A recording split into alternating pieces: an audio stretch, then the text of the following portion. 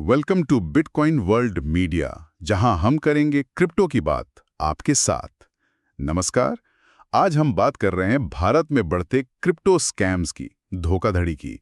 कई खबरें हैं, रिपोर्ट्स हैं, और हम कोशिश करेंगे कि समझें कि ये सब क्यों हो रहा है और सबसे जरूरी, बचा कैसे जाए। बिल्कुल, ये बहुत ही जरूरी टॉपिक है आजकल।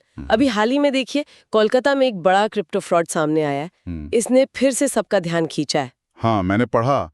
ये करीब 25 करोड़ रुपए की धोखाधड़ी का मामला है ना? जी हाँ, बिल्कुल। और पुलिस ने 2 लोगों को, अनिर्बान घोष और प्रियंका साहू, गिरफ्तार भी किया है। अच्छा। इन पर आरोप है कि ये लोग एक नकली क्रिप्टो इन्वेस्टमेंट स्कीम चला रहे थे। मतलब ऊंचे रिटर्न्स का वादा करके लोगों से पैसे ले लिए। और पुलिस को शक है कि ये कोई बड़ा नेटवर्क हो सकता है। हाँ, उन्हें लगता है कि ये लोग शायद किसी बड़े ग्रुप का हिस्सा हों।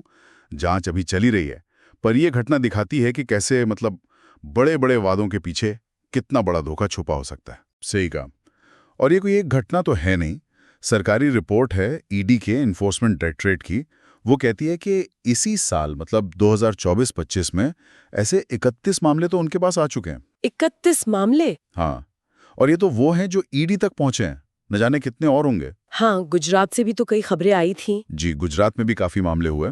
जैसे अहमदाबाद में एक व्यापारी थे, उन्होंने कोई डॉक्सी नाम की नकली कंपनी के चक्कर में करीब 2 करोड़ रुपए गंवा दिए। 2 करोड़? बाप रे। हाँ, और गांधीधाम में एक व्यक्ति ने टेलीग्राम ग्रुप पर भरोसा किया और 56 लाख रुपए खो दिए। टेलीग्राम पर? जी।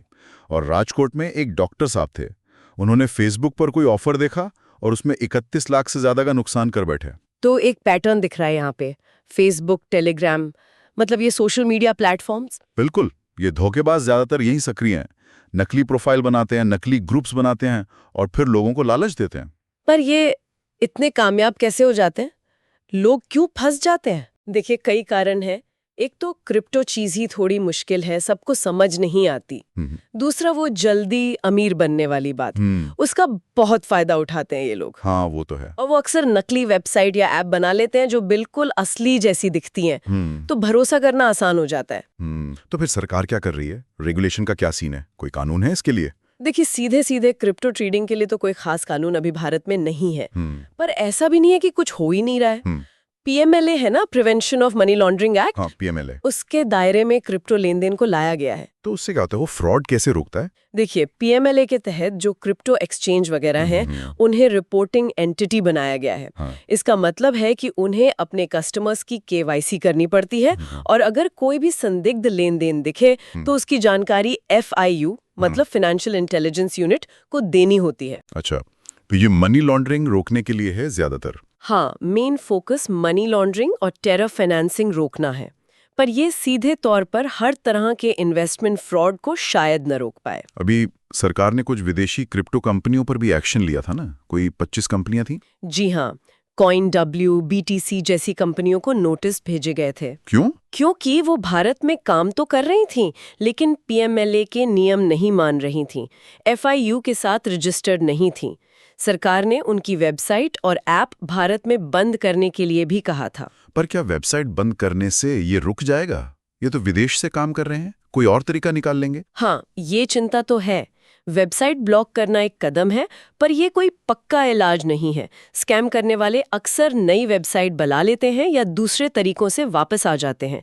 इसके लिए शायद अंतर्राष्ट्रीय सहयोग और बेहतर टेक्नोलॉजी की जरूरत पड़ेगी। अच्छा, एक और बात, सरकार ने वो नेशनल ब्लॉकचेन फ्रेमवर्क भी शुरू किया है, उसका क्या है? हाँ, वो मीटी, मतलब ministry of electronics and information technology का है। पर उसका लेना देना क्रिप्टो ट्रेडिंग से नहीं है। वो सरकारी सेवाओं को बेहतर बनाने के लिए ब्लॉकचेन टेक्नोलॉजी इस्तेमाल करने पर फोकस करता है, जैसे रिकॉर्ड रखना, सप्लाई चेन, ई गवर्नेंस वगैरह। ठीक है, समझ गया। तो मतलब क्रिप्टो ट्रेडिंग रेगुलेशन उसका काम नहीं है? नहीं, बिल्कुल नहीं। तो फिर आम आदमी क्या करे? निवेशक क्या ध्यान रखें? सिर्फ ये कहना कि लालच मत करो काफी है क्या? नहीं, बिल्कुल काफी नहीं है। कुछ ठोस कदम उठाने चाहिए। पहली बात, अगर कोई स्कीम सच ना लगने वाले रिटर्न्स का वादा करे, जैसे बहुत ही ज्यादा मुनाफा, तो उससे दूर रहें। पक्का फ्रॉड है। सही बात है। दूसरा, कहीं भी पैसा लगाने से पहले उस प्लेटफॉर्म या कंपनी की अच्छे से जांच करें। क्या वो रजिस्टर्ड है? कौन लोग हैं इसके पीछे? ऑनलाइन लोग क्या कह रहे हैं उसके बारे में?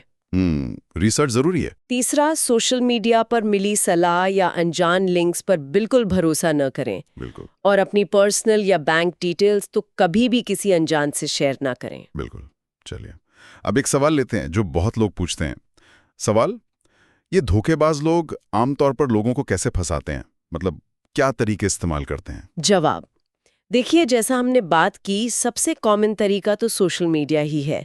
Facebook, Telegram, WhatsApp. बिल्कुल। यहाँ नकली प्रोफाइल बनाते हैं, दोस्ती करते हैं या किसी इन्वेस्टमेंट ग्रुप में जोड़ लेते हैं, फिर क्रिप्टो में बहुत ज्यादा मुनाफे का लालच दिखाते हैं। अच्छा। और वो नकली वेबसाइट या ऐप इस्तेमाल करते हैं जो दिखती असली हैं। कई बार तो शुरुआत में थोड़ा बहुत मुनाफा दे भी देते हैं ताकि भरोसा बन जाए। हाँ, ये सुना है मैंने। फिर जब भरोसा हो जाता है तो बड़ी रकम लगाने को कहते हैं और जैसे ही पैसा आया वो गायब।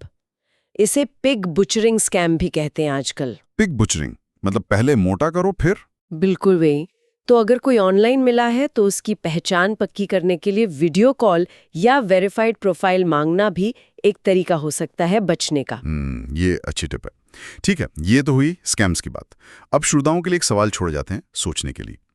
क्रिप्टो की दुनिया इतनी तेजी से बदल रही है और नियम कानून अक्सर पीछे रह जाते हैं। तो ऐसे में खुद को सुरक्षित रखने की सबसे बड़ी जिम्मेदारी आखिर किसकी बनती है? सरकार की, क्रिप्टो प्लेटफॉर्म्स की, या हम निवेशकों की खुद की? सोचिएगा जरूर। डेली न्यूज़ की जानकारी के लिए हमारे चैनल को सब्सक्राइब कर लें। जल्दी मिलते हैं एक नए टॉपिक के साथ। धन्यवाद।